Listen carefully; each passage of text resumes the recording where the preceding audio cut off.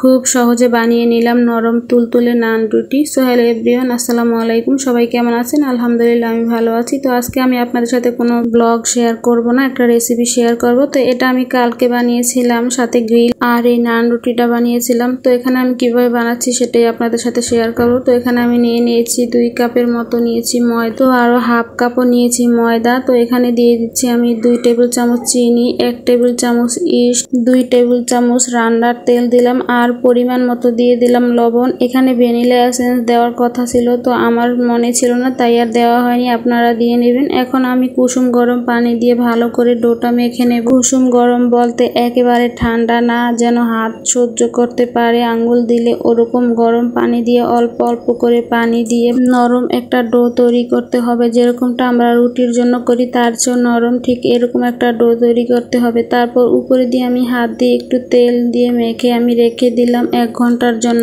1 ঘন্টা পর দেখেন এটা ফুলে ডাবল হয়ে গেছে। অবশ্যই এটা গরম জায়গায় রাখতে হবে, তা না হলে কিন্তু ফুলতে অনেক সময় লাগবে। তো এখন ভালো করে সবগুলো ময়দা আমি মাখিয়ে নেব। এখানে আমি ময়দা নিয়েছি, আপনারা চাইলে আটা দিয়েও বানাতে পারেন। এখন সুন্দর করে হাত দিয়ে মধ্যে মধ্যে আমি সবগুলো ডো একসাথে মেখে নেব। তারপর এগুলো থেকে আমি লেচি কেটে নেব। ঠিক যে কটা আমি বানাবো নান রুটি, ঠিক সে কটা লেচি কেটে নেব। তো এখানে আমি বানিয়েছি 60টা। আমি এখানে নান রুটি বানাবো, যেহেতু আমি এখানে 2.5 কাপ পরিমাণ দিয়েছি ময়দা, তাই আমি এখানে 7 পিস নান রুটি বানাবো। তো আমি একটা একটা করে ডো হাতে নিচ্ছি, আর এইভাবে করে হাত দিয়ে আমি করে নিচ্ছি। দেখতেই পাচ্ছেন কিভাবে করে আমি গোল করে নিচ্ছি। এভাবে করে আমি সবগুলো ডো গোল করে নিব। আমি যেভাবে করে নান রুটি বানাই সেটাই আমি আপনাদের সাথে শেয়ার করছি। আমি এভাবেই সবসময় নান রুটি বানাই। তো আমার সবগুলো রুটি এরকম গোল করা হয়ে গেছে। এখন আমি একটা একটা করে নিয়ে সুন্দর করে একটু মোটা সাইজ করে বেলে নেব। তো আমি রুটিটা একটু গোল করে বেলে নেব, আপনারা চাইলে একটু লম্বাটে করে বেলতে পারেন। তো আমি এখানে বেলে নিচ্ছি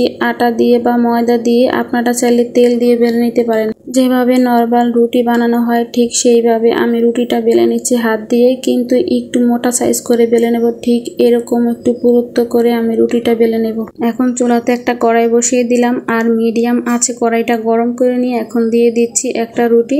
মিডিয়াম আছে আমি একটা পিঠ ভেজে নেব। দেখতেই পাচ্ছেন কি সুন্দর ফুলে উঠেছে। তারপর আমি আরেকটা পিঠ উল্টে দিয়ে আলতো চাপ দিয়ে আমি রুটিটা ভেজে নেব। মাশাআল্লাহ আমার রুটিটা খুব ফুলে গেছে।